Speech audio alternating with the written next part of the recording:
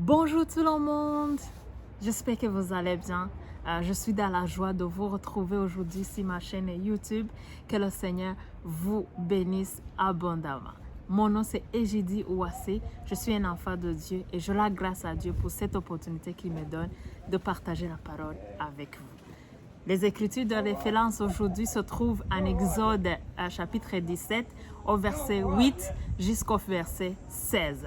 Et le titre de ce message nous dit « Lève ton bateau ». Gloire à Dieu. On va lire à partir du verset 9, mais pour vous mettre dans le contexte, c'est un chapitre qui nous parle du combat entre Amalek et Israélites. Gloire à Dieu. Donc, on va voir ce passage. Au verset 9, la parole de Dieu nous dit « Alors Moïse dit à Josué, « Choisis-nous des hommes, sors et combat Amalek. Demain, je me tiendrai sur le sommet de la colline, la verge de Dieu dans ma main. » Josué fit ce que lui dit Moïse pour combattre Amalek. Et Moïse, Aaron et Hur montèrent au sommet de la colline. Lorsque Moïse élevait sa main, Israël était le plus fort. Et lorsqu'il baissait sa main, Amalek était le plus fort. Dans ce passage, on voit l'élément commun, l'élément en action, c'est le bateau que Moïse avait. C'est ce bateau qui donnait la victoire aux Israélites. La Bible nous dit que lorsque Moïse élevait le bâton, il gagnait. C'est eux qui avaient la victoire. Et lorsqu'il a baissé le bâton, c'est Amalek qui avait la victoire. Et aujourd'hui, bien-aimé, je viens pour t'encourager, pour te dire, lève ton bateau. Alléluia. C'est quoi quand on regarde dans la Bible, le bateau qu'on nous parle dans l'Ancien Testament, c'est le bateau que Dieu a beaucoup utilisé, autant utilisé pour opérer des miracles. C'est le même bateau que Moïse devant Pharaon opérer des miracles. C'est un bateau qui a mené, c'est comme un outil qui représente ou un outil que Dieu utilisait pour manifester sa puissance, pour intervenir pour la victoire des Israélites. Gloire à Dieu. C'est le même bateau également qu'on retrouve en Exode 14, surtout au verset 16. C'est le même bateau que Moïse a utilisé pour séparer la mer. Donc, pour que les Israélites puissent passer quand ils quittaient de l'Égypte. Donc, c'est le bateau qui opère les miracles. Gloire à Dieu. On voit ce qui se passait avec ce bateau. Lorsque Moïse l'élevait, ils avaient la victoire. Et lorsqu'ils ont baissé le bâton, c'était la défaite. Aujourd'hui, je vais t'encourager. Dans l'Ancien Testament, ce bateau,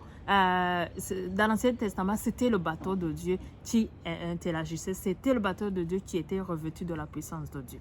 Aujourd'hui, dans le Nouveau Testament, c'est la prière. C'est ça notre prière. C'est ça notre bateau.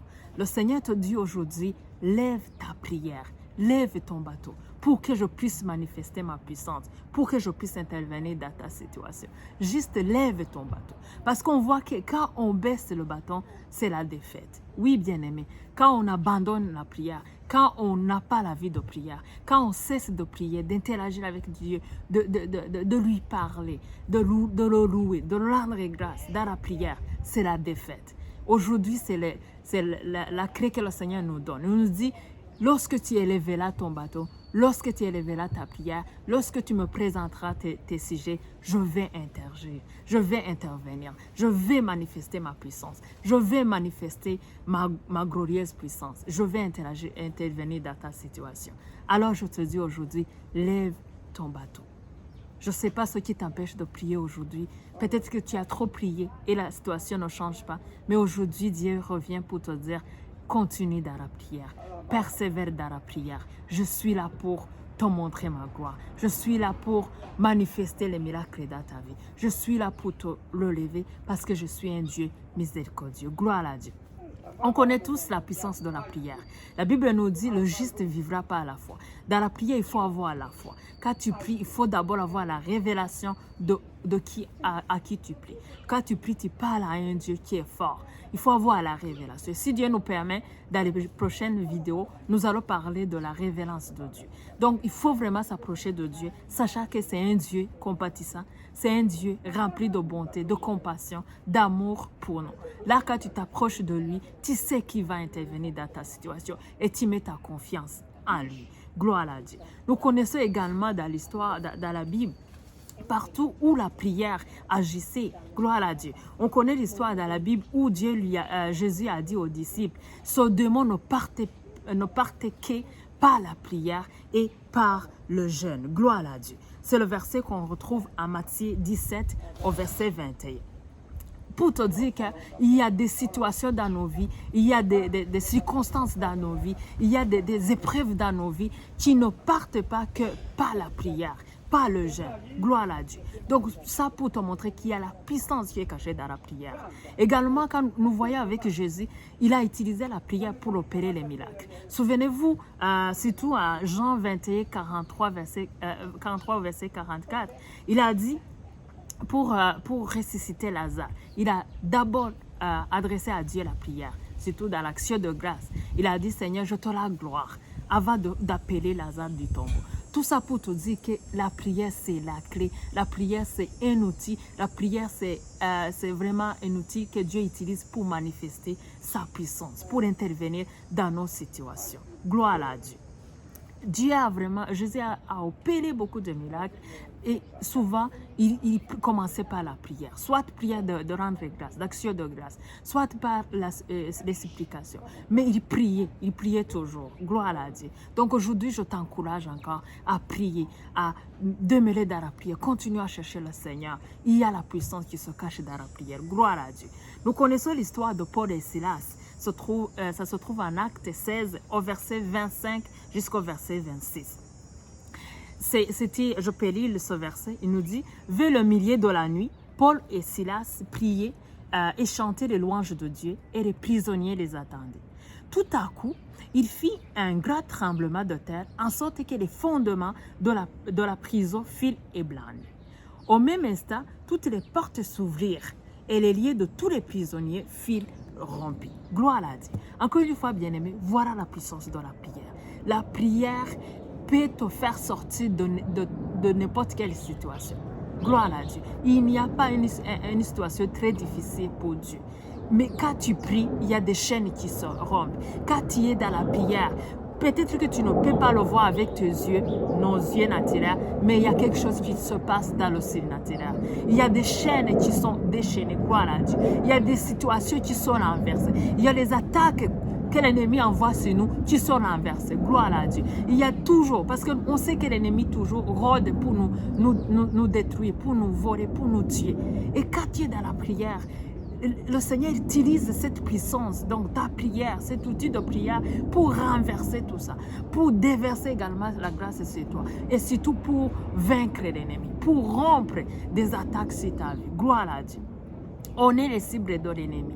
Et Dieu, quand on prie, il utilise notre prière pour nous protéger, également pour nous donner la victoire. N'abandonne pas ta prière. Lève ton bateau, bien-aimé. Je t'encourage aujourd'hui, vraiment, retourne à genoux, va dans l'intimité, implore ton Dieu. Comme Moïse l'a fait, il a élevé son bateau et il a mis sa foi en Dieu, il a élevé le bateau que le Seigneur lui a donné et ils avaient la victoire. Toi aussi, je te dis que le Seigneur est prêt pour te donner la victoire contre tes ennemis, contre tes problèmes, contre tout ce qui t'attaque aujourd'hui.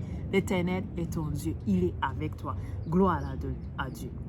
Bien-aimé, la parole de Dieu nous dit que l'Éternel ou Dieu, c'est le rémunérateur de ceux qui le cherchent. Je te dis la vérité, c'est lui qui cherche Dieu là. Tu ne peux pas savoir. Il y a la grâce, il y a la force qui vient. Dieu déverse sa grâce sur cette personne qui lui cherche. Parce que c'est sa parole. Il lui dit, c'est lui qui me cherche. Je suis le rémunérateur de celui qui me cherche. Si tu vas dans la prière, si tu vas chercher le Seigneur, tu vas le trouver. Et souvenez-vous, c'est un Dieu puissant qui nous aime, qui veut toujours nous voir heureux, qui veut toujours nous voir épanouis. Ce n'est pas la volonté de Dieu qu'on souffre. Ce n'est pas la volonté de Dieu que tu continues à souffrir. Ce n'est pas la volonté de Dieu que tu vives dans le manque. Ce n'est pas la volonté de Dieu que cette maladie demeure en toi. Non. La volonté de Dieu, c'est que tu ailles la vie et la vie en abondance. C'est que tu sois enrichi. C'est que tu sois épanoui. C'est que tu sois toujours en bonne santé pour lui rendre grâce. alors ce n'est pas la volonté de Dieu que tu es toujours dans cette situation. Je te dis aujourd'hui, si tu élèves ton bateau, si tu élèves ta prière, le Seigneur nous promet aujourd'hui qu'il va agir dans notre situation et va nous donner la victoire. Gloire à Dieu. Nous continuons également dans notre verset, Acte 17 au verset 12. La parole nous dit, les mains de Moïse étaient fatiguées. Il prit une pierre qu'il plaçait sur lui et il s'assit dessus. Aaron et Hur soutenaient ses mains, l'un des côtés, l'autre de l'autre côté, et ses mains restèrent fermes jusqu'au coucher du soleil. Bien-aimés, il va y avoir un moment où tu vas te sentir fatigué. Il va y avoir un moment où tu ne veux pas prier. C'est difficile pour toi de te tenir debout. Mais sache que Dieu nous aime et toujours envoie quelqu'un pour nous aider. Soit il envoie ses anges. Il nous a promis ça. Il y a toujours les anges autour de ceux qui aiment le Seigneur, qui te soutiennent, qui te gardent, qui te protègent. Quand tu vas tomber, il te soutient. C'est comme ça que Dieu fonctionne. Il envoie ses anges pour nous garder. Il envoie ses anges pour nous fortifier. Quand on pense que c'est fini, il envoie ses anges. Alléluia, c'est ça la parole de Dieu. Il nous dit, je vous transporte dans le cortège loyal. Donc, on est les princes et les princesses de l'Éternel. Il ne va pas nous abandonner dans nos galères. Non, il est là pour nous soutenir. Il est là pour nous donner la force. Il est là pour nous redresser encore, pour nous revêtir de sa puissance et de sa force et de sa gloire. Alors, j'aimerais te dire aujourd'hui que tu n'es pas seul. Tu n'es pas seul. Oui, tu penses que tu es seul dans ta situation. Tu penses que c'est difficile, tu es tout seul. Mais je te garantis que tu n'es pas seul. Même la parole de Dieu nous dit que le Saint-Esprit intercède pour nous. Pour te dire que tu n'es pas seul. Il y a quelque part quelqu'un qui est en train d'intercéder pour toi. Il y a quelque part quelqu'un qui est en train de présenter tes requêtes, ta douleur, tes problèmes à Dieu. Je le sais parce que je l'ai vécu. Vraiment, sache que tu n'es pas seul. Tu peux sentir que tu es seul. Tu peux vraiment penser que tu es seul, mais tu n'es pas seul. Alors, je t'encourage aujourd'hui. Tu n'es pas seul dans ce combat. Il y a les anges de Dieu, il y a le Saint-Esprit qui intercède pour toi et il y a les fidèles qui intercèdent pour toi. Donc, gardez confiance en Dieu. Continuez à persévérer. N'abandonnez pas. Il y a toujours la victoire pour ceux qui aiment le Seigneur. Gloire à Dieu. La parole de Dieu nous dit également en Isaïe 50 au verset 10, « Quiconque parmi vous craint l'Éternel, qu'il écoute la voix de son serviteur. Quiconque marche dans l'obscurité, il manque de la lumière, qu'il se confie dans le nom de l'Éternel et qu'il s'appuie sur son Dieu. » Bien-aimé, si tu es dans une situation aujourd'hui où tu es dans la confusion, tu ne sais pas quoi faire, tu es vraiment, c'est dans l'obscurité pour toi, tu n'as pas la lumière, tu ne sais pas où tu t'en vas, c'est vraiment très difficile pour toi. La parole nous dit que cette personne se confie en Dieu, qu'il prenne l'appui dans son Seigneur. Alors je t'encourage aujourd'hui à te confier en Dieu. Dépose à lui tous tes problèmes. Il nous dit, recommande à l'Éternel tous tes problèmes. Il agit là. Alléluia. Recommande à Dieu tous tes projets. Il agit là. Il aplanira tes sentiers. Donc toi aussi, je t'encourage aujourd'hui à mettre ta confiance en Dieu. Il va agir. Il va agir. Apprends à dépendre sur lui. Si tout cas tu pries, vas-y avec la foi, avec une assurance qu'il va agir dans ta vie. Et une fois que tu as présenté tes requêtes à lui, rends grâce à Dieu parce que je sais qu'il ne va pas t'abandonner. Il va agir dans ta situation. Il va t'accorder la victoire. Gloire à Dieu. Pour finir, bien-aimés, j'aimerais vous donner la promesse de Dieu qui se trouve en Exode 17 au verset 14. L'Éternel dit à Moïse, écris cela dans le livre, pour que le souvenir s'en conserve et déclare à Josué que j'ai façonné à la mémoire d'Amalek de dessus des cieux. Gloire à Dieu. Bien-aimé, la parole de Dieu est là pour nous fortifier. Il est là pour nous révéler les techniques de Dieu. Aujourd'hui, le Seigneur nous dit, écris, fais la liste. Fais la liste de tout ce qui t'a tenu aujourd'hui. Fais la liste de tous ces problèmes devant toi, tous ces obstacles, tous ces incertitudes dans ta vie, tout ce qui te fait pleurer aujourd'hui. Fais la liste. Amen. Et présente-les au Seigneur. Et il nous dit, j'ai façonné sur la surface de la terre tout Amalek. Toi aussi, tu vas déclarer, tu vas te mettre debout dans la prière et déclarer la défaite d'esprit d'Amalek dans ta vie. Tout esprit de problème, tout esprit de combat, tout esprit d'attaque, d'ennemi, de maladie, de manque dans ta vie. Aujourd'hui, tiens bon et déclare que c'est la fin d'Amalek dans ta vie. c'est la défaite contre l'ennemi. Il faut que tu le parles. Si tu es malade aujourd'hui, déclare la guérison. Parce que le Seigneur nous dit qu'il s'est fait, il s'est flagellé à cause de nous. Donc il a pris tous nos meurtrissures, il a pris tous nos problèmes. Il faut le déclarer pour que l'ennemi attend que nous connaissons la vérité. Aujourd'hui, le Seigneur nous dit, nous promet que c'est fini avec les Amalek. C'est fini avec les attaques contre nos vies. C'est fini. Notre destinée est glorieuse parce que le Seigneur nous donne la victoire aujourd'hui. Vas-y avec cette promesse. Fixe toutes ces Amalek devant toi. Fixe tous ces ennemis, toutes ces attaques dans ta vie. Je ne sais pas ce que tu traverses, mais mets-les sur ton papier et déclare la défaite. Éloigne par le sang de Jésus chaque esprit d'Amalek dans ta vie. Il n'a pas la place dans ta vie. Le Seigneur nous promet la vie glorieuse et il est toujours avec nous. Il nous a promis ça. Bien-aimé, j'espère que tu as été béni. Je prie que le Seigneur ouvre ton cœur, qu'il dispose son Esprit Saint dans ton cœur pour que tu puisses capter ce message et que tu puisses, par la foi, déclarer la défaite contre l'ennemi. Déclarer que c'est fini de tourner en rond, c'est fini. La victoire nous appartient parce que Christ est de notre côté. Que le Seigneur vous bénisse. S'il y a quelqu'un qui n'a pas encore reçu Jésus-Christ comme son Dieu, bien-aimé, je t'invite aujourd'hui à ouvrir ton cœur parce que tout ça est possible à celui qui croit. La parole nous dit que rien n'est impossible à celui qui croit. Celui qui croit, c'est celui qui a cru en Jésus-Christ, qui l'a reçu comme son Seigneur, comme son Sauveur. Alors, aujourd'hui, ne manque pas cette opportunité. Invite Jésus-Christ dans ta vie. Si tu as besoin de plus de détails, n'hésitez pas de me contacter, de me laisser un message. Je t'aiderai dans ce processus. Que le Seigneur vous bénisse. En tout cas, je rends grâce à Dieu pour vous.